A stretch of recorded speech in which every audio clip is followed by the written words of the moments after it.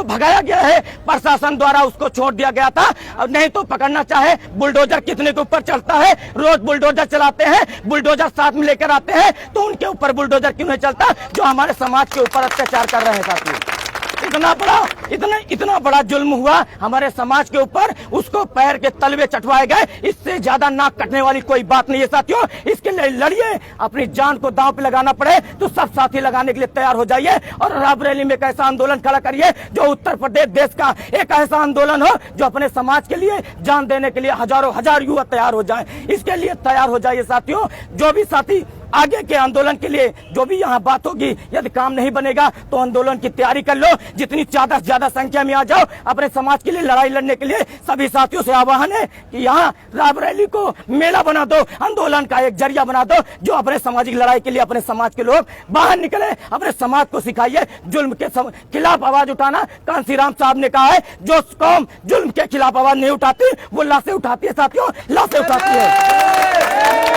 और इसके लिए तैयार हो जाओ मेरे दोस्तों। जब हमारे समाज के ऊपर अत्याचार होता है तो हमारे यहाँ की प्रशासन मूक नायक बनकर बैठी रहती है। उससे जब तक आंदोलन नहीं होता, जब तक कोई क्रांति नहीं होती, उसके साथ FIR नहीं दर्ज होती, उसका न्याय नहीं मिलता। ये हमारे समाज की एक दुर्बलता है, हम लोगों की कमजोरी है, उसको दूर करना है और क्रांति कर दीजिए, पूरे समाज को जगा दीजिए। अपनी लड़ाई को खुद लड़ना है साथियों। आगे बढ़िए, अपने समाज के लिए लड़िए, जितना भी हो सके हम लोग जान लगा देंगे अपने समाज के लिए, पर सर नहीं झुकने देंगे, अपने समाज का स्वाभिमान और सम्मान नहीं झुकने देंगे। जिंदाबाद जिंदाबाद जिंदाबाद जिंदाबाद। अभी तो लड़ाई है, आगे और लड़ाई है, अभी तो लड़ाई है, आगे और लड़ाई है। जितने भी साथी आप लोग एक बार हाँ करिएगा। आज काम नहीं बनता है, हमारे प्रशासन जिलाधिकारी महोदय यदि सुनते नहीं है तो आगे के लिए आंदोलन के लिए कितने साथी तैयार हैं? आज हाथ उठाइए साथियों। इससे 4 गुने पूरे उत्तर प्रदेश में हाहाकार मचा दो।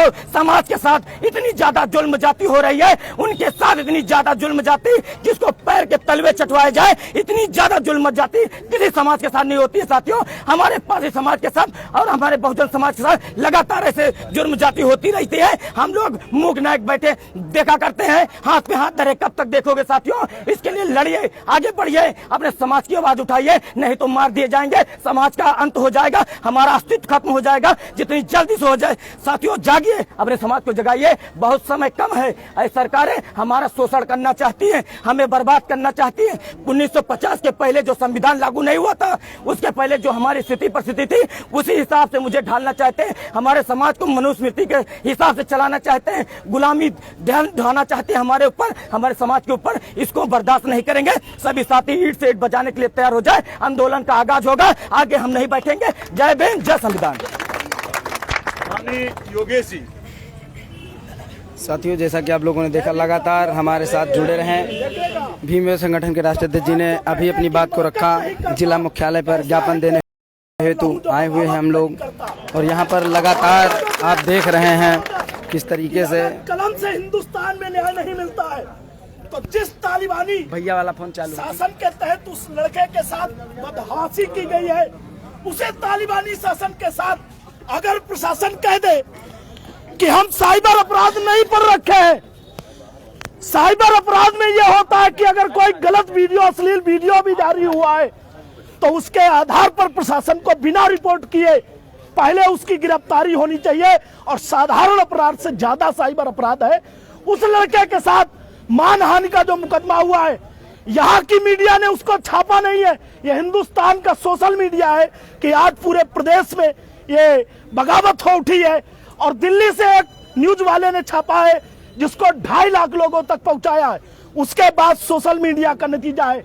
लेकिन जगतपुर पुलिस को, जिसकी 100 कदम की दूरी पर यह घटना हो रही है, वो पुलिस सोई हुई है। अगर उस पुलिस को किसी गुटखे वाले की दुकान पता चल जाती तो उस पर छापा मारने के लिए वो तैयार है।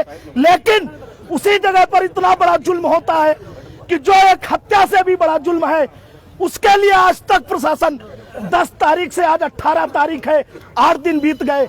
अगर किसी मंत्री की कुतिया हिरा गई होती, मेहरिया तो छोड़ दीजिए, अगर मंत्री की कुतिया या पड़िया हिरा गई होती तो शायद आज जो पूरा पुलिस प्रशासन है देश का, डीजीपी से लेकर के दरोगा तक, उस कुतिया को ढूंढने का काम कर रहे होते और कुतिया को ढूंढ निकालते, लेकिन उस कुतिया के बच्चे को आज तक नहीं ढूंढ पाए हैं जिन कुतिया के बच्चों ने इस तरीके का बदहवासी की है। और मैं सरकार से, प्रशासन से कहना चाहता हूं कि अगर आपको लगता है कि यहां तालिबान चल सकता है तो हमने भी संविधान केवल इसलिए पढ़ा है कि बाबा साहब के सम्मान के नाते, वरना तालिबान शासन पर उतरोगे तो आप हमसे ज्यादा नहीं हो और हिंदुस्तान के एक भी कोने में बचोगे नहीं। अगर आपको लगता है तो डीएम या एसपी या प्रशासन यहाँ का लिख करके दे दे कि हम आपको न्याय नहीं दे सकते और आपका समाज अपने न्याय ले ले, तो हम फिर कहना चाहते ये वही रायबरेली की धरती है कि जिनके पुरखों को हमारे पुरखों ने बचाया था। वो राणा बेनू माधव है जिन्हें बीरा पासी ने बचाया था। वो दिन मत भूलिए 1857 का बिगुल मेरठ से लेकर के इस हिंदुस्तान में बजाने वाले कोई और नहीं रहे, दलित और उसमें खासकर पारसी समुदाय के लोग रहे।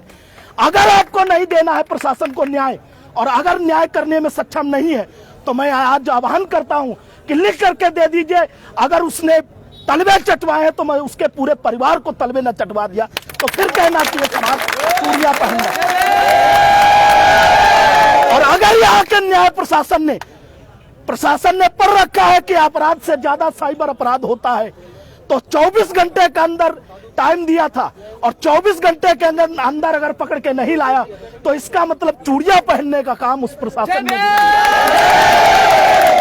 मेरा आह्वान है कि 24 घंटे नहीं 48 घंटे ले लीजिए, लेकिन ऐसे कुत्तों को इस हिंदुस्तान में अगर संविधान से न्याय मिल सकता हो तो संविधान से न्याय दीजिए और ना दे पाते हो तो आप बताइए कि बंदूक के नोक पर न्याय मिलेगा। हम लेने के लिए सक्षम।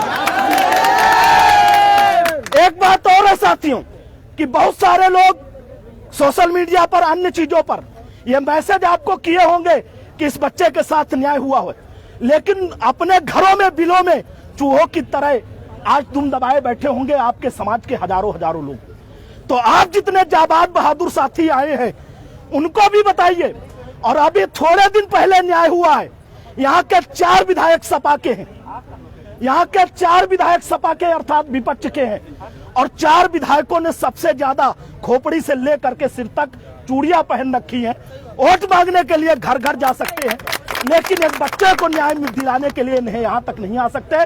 और मेरा आप सबसे आह्वान है कि जिसको भी आपने वोट दिया हो, सदर में बीजेपी को भी दिया होगा आपने, हाचनपुर में भी दिया है, और आपने जिसको वोट दिया है ये देख लीजिए कि आप जिसको वोट देते हैं वही वोट के बल पर आपको इस तरीके से कुचला जाता है। तो आपको ये आह्वान करते हैं कि आप लोग ध्यान रखिए कि किसी जाति धर्म और पार्टी में न बंद करके आप उसको वोट दीजिए जो आपके लिए इस तरीके की हक हुकूक की बात लड़ सके। उन हुजरों को वोट देना बंद करिए जो यहाँ से विधानसभा तक में विपक्ष में बैठे हों। आप सबसे आह्वान है कि आप लोग पढ़िए, लड़िए और उस तरीके से लड़िए कि इनको याद आ जाए 1857 तक कि जब लंदन की चूल्हे हिल गई थी तो ये तो उत्तर प्रदेश है, इस उत्तर प्रदेश नहीं इस देश में चूल्हे हिला देंगे। आप सबको आह्वान करते हैं कि वो जो घरों में बैठे हुए चूहे हैं उनको भी अपने समाज से निकालिए कि आज जुल्म जाती उस बच्चे के साथ हुई है, कल आपके साथ भी होगी, आपकी जात के साथ भी होगी, आपके वर्ग के साथ भी होगा, महिलाओं के साथ भी होगा, पुरुषों के साथ भी होगा, दलितों पिछड़ों वंचितों के साथ भी होगा और जनरल कैटेगरी के उन आदमियों के साथ भी होगा जो गरीब और लाचार है। तो गरीब और लाचारों से मेरा कहना है वो किसी जाति और धर्म के हों, इस लड़ाई में आकर के लड़े।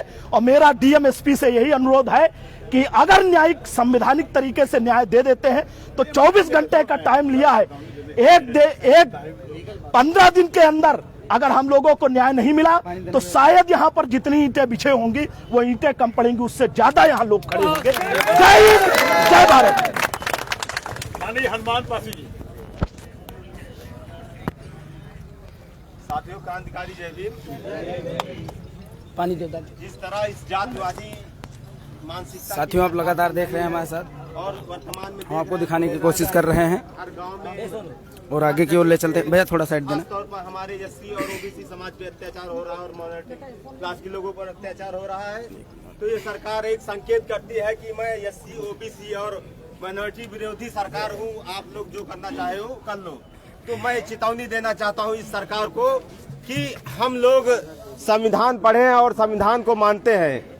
अगर सरकार संवैधानिक नतीजे से काम करती है, उस गुंडे को उस हत्यारे को, जिसने हमारे समाज के विपिन पासी को जिस तरह से अमानवीय कृत्य किया है, अगर उसे सजा नहीं देती है तो हम लोग सड़कों पे उतरेंगे। अगर ये कहती है सरकार कि हम तुम्हें न्याय नहीं दे पाएंगे, तो हम लोग जो हमारे बड़े नेता हैं जो मार्गदर्शन देंगे उसे करेंगे। वो खास तौर पर अगर ये जातिवादी सरकार चाहती है कि बस एक ही जात का बढ़ावा दे रही है, तो बोल दे, खुला खुला बता दे कि जिस जाति की जितनी संख्या है उस हिसाब से लड़ ले। और लड़ने के लिए हम लोग तैयार हैं, लड़ेंगे। लेकिन ये जो हो रहा है, मतलब हम लोगों को क्या दिखाया जा रहा है कि हम लोग तुम्हारे साथ ऐसा करते हैं, मतलब एक प्रकार से तलवे चटाकर वीडियो बनाकर वायरल किया जाता है कि तुम्हारे समाज के साथ हम लोग ऐसा करते हैं और तुम लोग क्या कर सकते हो। तो हम लोगों को जिस तरह से चेतावनी दी जा रही है, हम लोग तुम लोगों को भी अगर चाहते हो कि तुमने हमारे समाज के एक भाई को तलवे चटाया, तो हम तुम्हारे पूरे समाज के, रायबरेली समाज के लोगों को तलवे चटा सकते हैं। इन्हीं बातों के साथ मैं अपनी वाणी को विराम देते हैं। क्रांतिकारी जय भीम। हमारे बीच में रमाशंकर भैया एक मिनट, फोटो आप कर लीजिए तब बोलें या बोले हम। साथियों, बिना किसी भूमिका के हम दो चार बातें आपसे करना चाहते हैं। और जितने लोग हैं, आदरणीय सुशील भाई और आनोद जी, सारे लोगों से हमारा निवेदन है कि हमारी बात को, हम बड़े नेता नहीं हैं, लेकिन जरा थोड़ा गंभीरता से सुनिएगा। धारा 364 आईपीसी क्या कहती है? जो लोग वकालत के क्षेत्र में जुड़े हैं उनको पता होना चाहिए। धारा 364 जी निकाल लो मुझे, हम फोटो हमें खराब हो गया। चलो लगा दीजिए। आप बोलिए आप बोलिए। धारा 364 आईपीसी कहती है कि किसी अवयस्क को या वयस्क को उसकी हत्या करने के इरादे से बहका के, फुसला के, प्रलोभन दे के अपहरण करना, और इसमें सजा है आजीवन कारावास की। आप समझ लीजिए कि आपके खिलाफ, आपके पक्ष में जो आपकी एफआईआर दर्ज हुई है, थोड़ा पीछे रखो मोबाइल, जो एफआईआर दर्ज हुई है उसमें उधर के दो किनारे 149, 149, 323, 504, 506 आप कर लीजिए भाई, कर लीजिए तब बात करें। भले हम 5 मिनट बोलते हैं, 2 मिनट बोलते हैं, ज्यादा नहीं।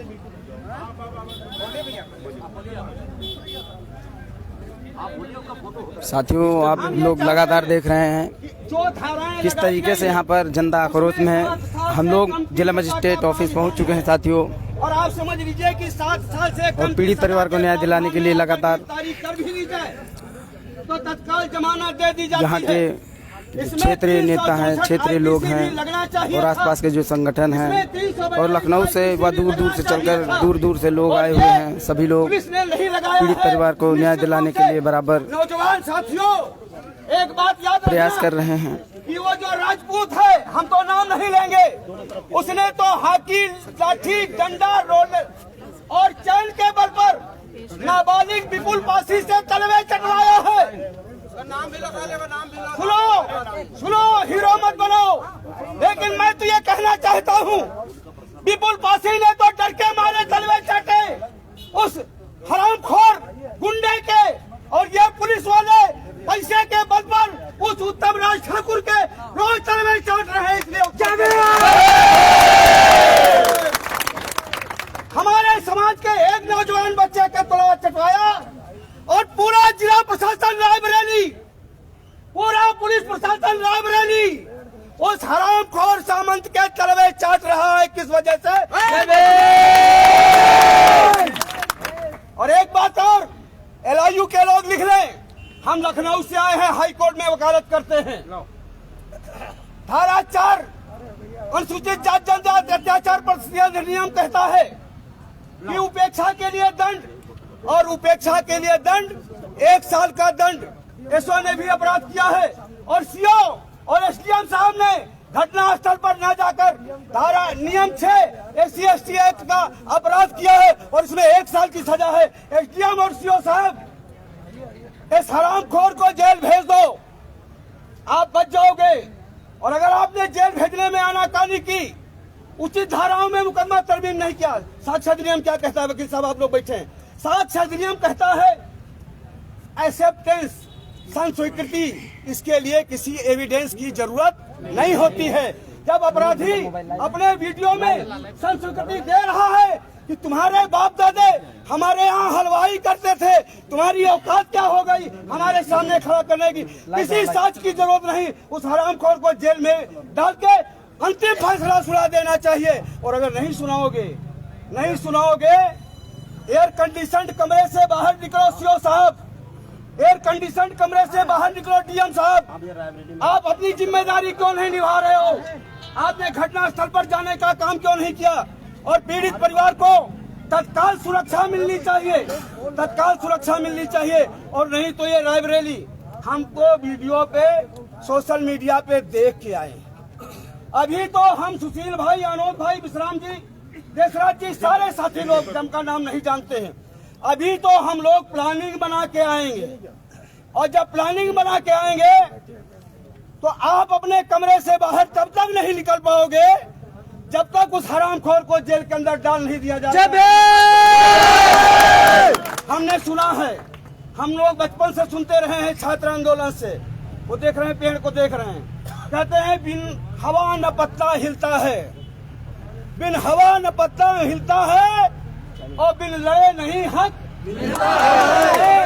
पड़ेगा, जीना है तो मरना सीखो, और कदम कदम पर लड़ना सीखो। जय भीम, जय पासी, जय भीम।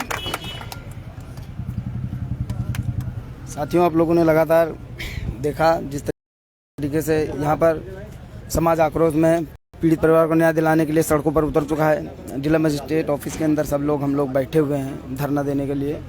और ज्ञापन आप देख सकते हैं, ज्ञापन के जितने भी दस्तावेज हैं राष्ट्र अध्यक्ष जी अपने हाथों से चेक कर रहे हैं और देख रहे हैं कितनी धाराएं लगाई गई हैं, कितनी बाकी हैं और कौन कौन सी धाराओं में भी मुकदमा सुसंगत धाराओं में लिखा जाएगा। पूरी जांच पड़ताल के बावजूद ये मुकदमा दर्ज किया जाएगा। साथियों, अभी तो कुछ लिखी जा चुकी हैं, कुछ धाराएं अब और भी लिखी जाएंगी। साथियों, उत्पीड़न का एक गढ़ रहा है। असल सवाल ये है कि ये जो पूरी एक बाढ़ आ गई है, मोबाइल नंबर डाल दे, ये बाढ़ जो आई है उत्पीड़न की, दबंगई की, और एक दोहरा हमला है। एक अपराधियों का गिरोह भगवा झंडा लेके लोगों के ऊपर हमला कर रहा है, और उस अपराधी गिरोह का दूसरा हिस्सा पुलिस प्रशासन और हुकूमत के रूप में बुलडोजर लेके पीड़ितों के घर गिराने का काम कर रहा है। ये जो दोहरा हमला है, ये ताकत दे रहा है पूरे देश के अंदर। जो भी हमने आवाजें उठाई थी, जो भी ताकत हासिल की थी, जो हमने सामर्थ्य हासिल किया था, उसको चकनाचूर करने का। और आप देखिए, एक रणभेरी चल रही है, युद्ध का मैदान सजा हुआ है हिंदुस्तान के अंदर इस समय, और एक अशांति की तरफ पूरे देश को, देश की सरकार ले जा रही है। आज आप देखिए, सभी साथी 14 अप्रैल को लाइव को शेयर करते हैं। आप लोगों से हाथ जोड़ करके निवेदन है ताकि ऐसी घटनाएं समाज में दोबारा ना हो सके। गुलफुल पासी के जैसे जिस तरीके से उसको और लोहे की जंजीरों से मारा गया हुआ, अगर आपको बाबा तलवे चढ़वाए गए, रखना है, ऐसी घटना जीवन काल में कभी दोबारा न घटित हो। आइए सुनते हैं वो बाबा साहब जो भगवा झंडे के अधीन रहते हैं। इसलिए सवाल ये नहीं है कि अपने एक नौजवान विपुल पासी को न्याय दिलाया जाए, सवाल ये भी है कि संविधान, बाबा साहब और इस पूरे देश को ये संघ और भाजपा गिरोह के गुंडा राज से इस सामंती हमले और ये बचाने की जो लड़ाई है, ये लड़ाई में उनको लगता है हुकूमतें बहुत ताकतवर होती हैं। लेकिन एक बात जानिए, हुकूमतें जब तक ताकतवर होती हैं, जब तक हुकूमत को बनाने वाले लोग हुकूमत के खिलाफ नहीं खड़े हो जाते, और जब लोग खड़े हो जाते हैं तो हुकूमतें गिर जाती हैं। रायबरेली के अंदर हम आप सब मिलकर यहाँ जो सामंती वर्चस्व की राजनीति है, वो राजनीति को चुनौती देने की जरूरत है। जो राजनीति सिर्फ इस बात के लिए किसी को चुनाव नहीं जीतने देती, आप देखिए उनका फंदा हमारे अंदर कितना गहरा है। जो इसलिए नहीं जीतने देती क्योंकि आप सामंतों के खिलाफ बोलते हैं। और आप अभी अभी देखिए जिला परिषद में ये जो एमएलसी चुनाव में हमारे बीच के तमाम सारे लोग कहाँ चले गए? जो कितने प्रधान थे, कितने बीडीसी थे, तो ये जो एक ने तलवे चटवाए गए जबरन, और बहुत सारे हमारे अंदर जो तलवे में गिरे हुए लोग हैं, इनसे भी हमें लड़ना होगा कि हमने इसलिए तुम्हें वोट नहीं दिया था। इसलिए एक लड़ाई है अपने भीतर और एक लड़ाई है इस जालिम हुक्मरानों के खिलाफ। आइए एक मजबूत एकता बने देश के संविधान को बचाने की, बाबा साहब के सपने और भगत सिंह के सपनों के नए हिंदुस्तान बनाने की संकल्प जिंदाबाद, जिंदाबाद जिंदाबाद। भगत सिंह और अम्बेडकर का हिंदुस्तान हमें बनाना है। इंकलाब जिंदाबाद, जय भीम। भाई विश्राम पासी बाराबंकी, विश्राम राजपासी बाराबंकी। सभी सामाजिक संगठन के आए हुए साथियों, क्रांतिकारी जय भीम। साथियों, आज पूरे देश में एक सामंतवादी व्यवस्था का बोलबाला हो चुका है। इस देश में दलितों, पिछड़ों, अल्पसंख्यकों के साथ हर तरीके के अन्याय किए जा रहे हैं। अभी हम लोगों ने देखा है कि मीनारों पर चढ़ करके भगवाधारियों ने एक बहुत बड़ा आतंक किया था। आज दलित को भी परेशान किया जा रहा है, पिछड़े समाज को भी परेशान किया जा रहा है और अल्पसंख्यक समाज को भी परेशान किया जा रहा है। यही हालात राम राज्य में कभी हुआ करते थे, जब संभोग यहाँ पर शिक्षा देने, जब संभोग ने यहाँ शिक्षा देने का काम किया था, तो यहाँ के लोगों ने उनके सर को कलम करने का काम किया था। साथियों, मैं बताना चाहता हूँ कि पासी समाज, विपुल पासी समाज के इतिहास को समझिए। जब इस देश में आर्य आए, मुगल आए, चाहे अंग्रेज आए, तो पासी समाज ने खून की होली खेल करके इस देश की स्वतंत्रता को बचाने का काम किया था। और आज यहाँ की सामंतवादी व्यवस्था के लोग ऐसा वीडियो डाल करके पासी समाज को नहीं, दलित समाज को नहीं, पूरे इस दलित पिछड़े समाज को भयभीत करने का जो काम करते हैं, मैं बताना चाहता हूं कि पासी समाज ने 1871 से लेकर के 1952 तक जराइम एक्ट को झेला है, लेकिन अपने स्वाभिमान को गिरने नहीं दिया। इसलिए हम लोग अपने हद से गुजर जाएंगे, लेकिन समाज के सम्मान को बचाने का काम करेंगे। जय भीम, जय भारत, जय भीम।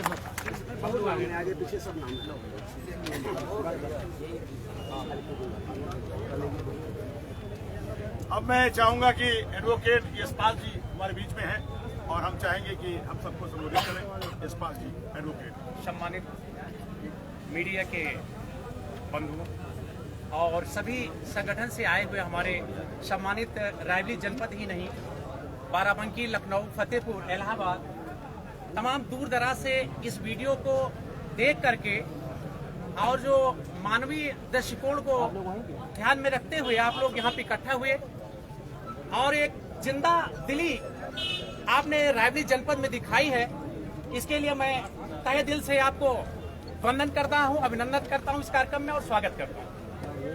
और रायबरेली जनपद में माननीय जिलाधिकारी रायबरेली जो अभी हाल ही में जिले का कार्यभार संभाला है, उनके लिए एक चुनौती भी है कि इस जिले में जो माननीय सांसद सोनिया गांधी जी यहाँ की सांसद हैं, छापरंग अध्यक्ष हैं और रायबरेली जिला एक ऐतिहासिक जिला रहा है अपने आप में, जहाँ वीर वीरा पासी जैसे जाबाज बहादुर पैदा हुए हैं और राणा बेनी माधव भट्ट सिंह को अंग्रेजों की हुकूमत से उनको चैलेंज करके उनको जिंदा जो है लाने का काम किया है। तो उस कौम से इस तरह जुल्म अत्याचार कोई दूसरा नहीं कर रहा है, जिसकी रक्षा किया है वही लोग कर रहे हैं। तो ये कितना शर्मसार घटना है और अमानवीय कृत्य है। ऐसे में आपके अंदर जो मानवीय संवेदना नहीं है तो आप मनुष्य नहीं है, इसका मतलब ये जानवर है। और ये तो कार्य जानवर ही करता है।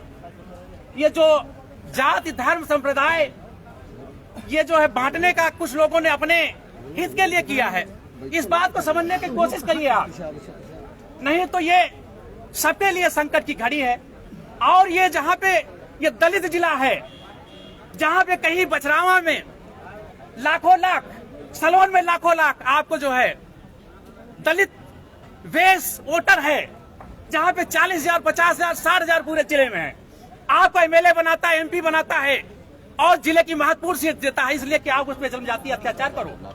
और जिस दिन ये कौम जाग जाएगी तो मैं चैलेंज करता हूं, ये जो आपकी जो बासाहत है, बासाहत नहीं, आप नौकर बन के रहो। जय भीम। आज पूरे हिंदुस्तान के अंदर, अरे ये दलित, ये तो छोटे बच्चे का मामला है जो पढ़ता लिखता है और इसके साथ अवमानित करता है। और यही नहीं, इसके जो बड़े कौम के जो हुक्मरान हैं, जो एमएलए बन के जाते हैं, एमपी बन के जाते हैं, उनकी क्या नैतिक जिम्मेदारी थी? उस घटना तक नहीं जा पाए, यहाँ के डीएम जाने के साहस नहीं जुटा पाए, एसपी नहीं जा पाए, कोतवाल नहीं जा पाया। तो ऐसे मैं समझता हूँ वहाँ के सीओ और वहाँ के एसओ को तत्काल बर्खास्त करना चाहिए। पहला काम यह है,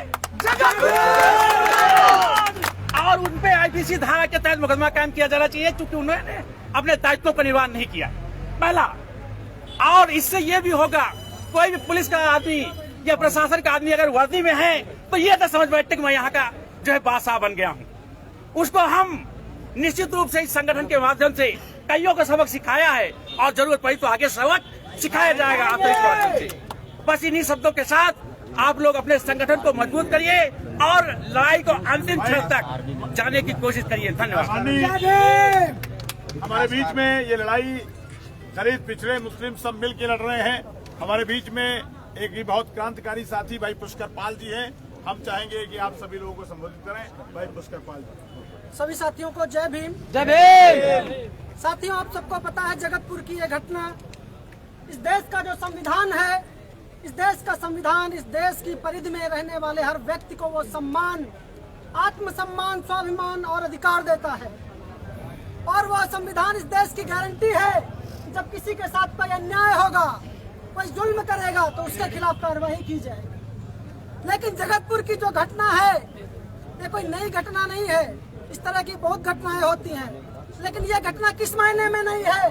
ये इस मायने में नहीं है कि जब एक दलित बच्चे के साथ अन्याय होता है तो जो तानाशाही वाले लोग हैं, जो सामंतवादी लोग हैं, जब जुल्म करते हैं तो जो संविधान गारंटी देता है कि किसी के साथ जुल्म होगा तो हम उसके साथ खड़े होंगे। और उसका अनुपालन कराने वाला जो प्रशासन है, आज वो प्रशासन उन्हीं जुल्मियों के साथ, उन्हीं संघियों के साथ, उन्हीं सामंतवादियों के साथ खड़ा हो जाता है। ये ताकत उन्हें कहाँ से मिलती है? ये ताकत हमारे आप सबके वोट से मिलती है। जब चुनाव का वक्त आता है तो हम बहुसंख्यक लोग किसी न किसी तरीके से उनके साथ खड़े हो जाते हैं, ये मान करके हम हमारे हक और हुकूक के लिए संघर्ष करेंगे। तो आप सब देख रहे हैं कि जिनकी संख्या भारी है, जिन्होंने इस देश के हुक्मरानों को सत्ता सौंपी है, आज वही लोग उनके खून के प्यासे हो गए हैं। और संविधान जो गारंटी देता था, आज के साथ छल हो रहा है, अन्याय हो रहा है। तो ऐसे में हम सब लोग कहाँ जाएंगे? हम सबके पास एक विकल्प बचता है संघर्ष का। वो संघर्ष जो बिना संविधान के रहते हुए बाबा साहब अम्बेडकर ने इस देश के सामने संघर्ष किया था।